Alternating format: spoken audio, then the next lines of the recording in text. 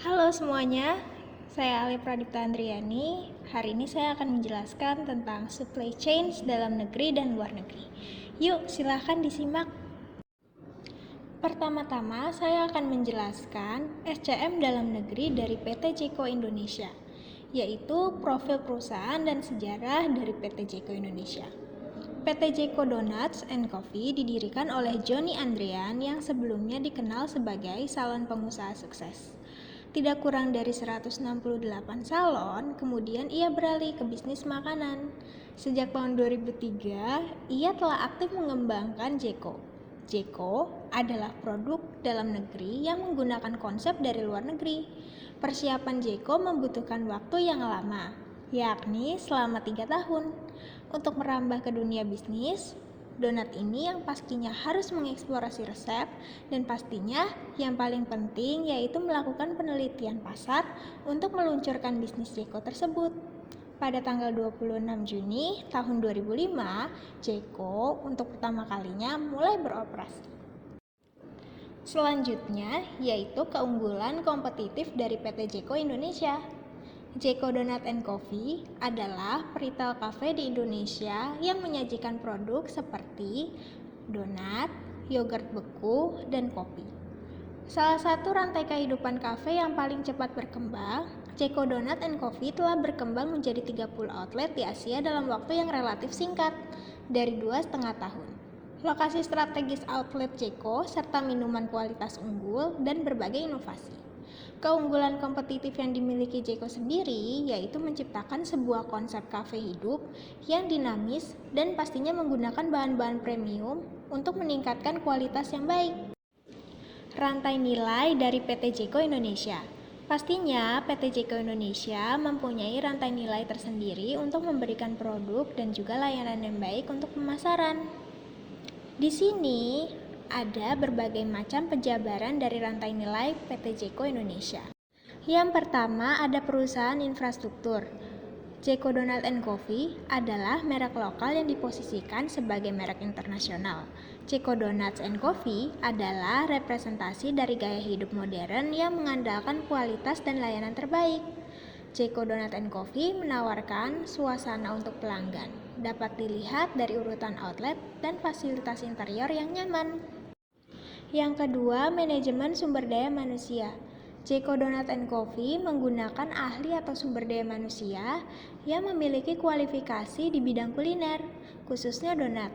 Oleh karena itu, Jeko dapat membuat berbagai produk yang unik, lezat, terkesan mewah, namun dapat diperoleh dengan harga yang terjangkau. Selanjutnya, yang ketiga adalah pengembangan teknologi. Jeko Donat yang dibuat menggunakan mesin baik ketika campuran bahan-bahan, memasak, dan membuat topping donat.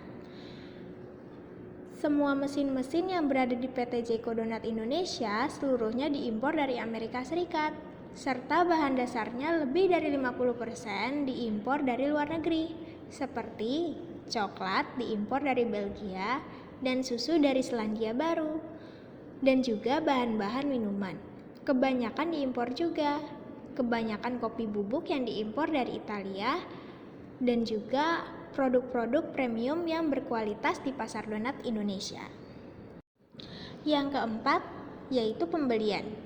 Sebagian besar bahan baku pembuatan donat Jeko menggunakan barang impor langsung dari Amerika Serikat dan beberapa negara. Itu pengadaan bahan baku Jeko merupakan bagian yang sangat penting dalam proses produksi. PT Jeko Donut and Coffee dan pesaing-pesaing saat ini sedang mengembangkan strategi mereka sendiri. Donat dan kopi keunikan dari Jeko yang membuat perbedaan dan memberikan layanan plus melebihi pesaing adalah konsep dapur transparan sehingga konsumen dapat melihat secara langsung pembuatannya. Yang kelima yaitu pemasaran dan penjualan.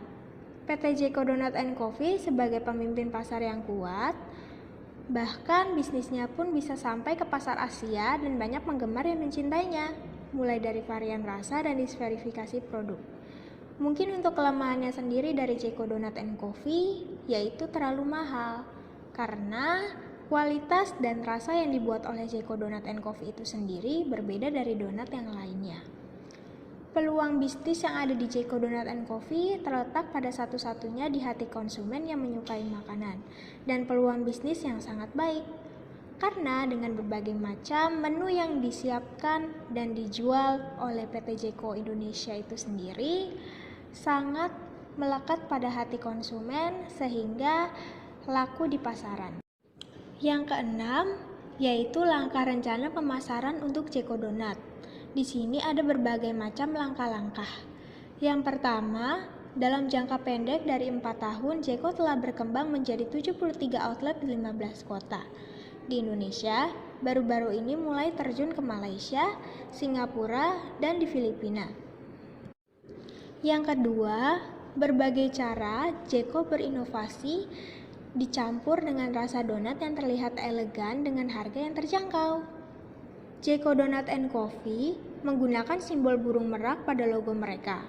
Burung merak menyimbolkan keindahan, kerapian, kelembutan, dan keabadian, keindahan dan kehalusan dari rasa dan cermin bentuk donat. Sementara, keabadian dapat dilihat dari loyalitas konsumen yang bersedia berdiri di outlet antrian panjang Jeko. Hanya untuk mendapatkan donat favorit mereka, Joni membutuhkan waktu 3 tahun sebelum peluncuran Jeko Donut & Coffee ke pasar Indonesia. 3 tahun digunakan untuk mempersiapkan standar dan prosedur produksi, pemilihan bahan baku meningkatkan kualitas produk dan proses produksi, serta operasi bisnis. Namun, Jeko telah hadir di pasar Indonesia. Toko pertama dibuka di Supermall Karawaci Tangerang pada tanggal 26 Juni tahun 2005. Selanjutnya, saya akan menjelaskan SCM luar negeri dari Dunkin Donut. Yang saya jelaskan kali ini, untuk pertama-tama saya akan menjelaskan profil perusahaan dan sejarah.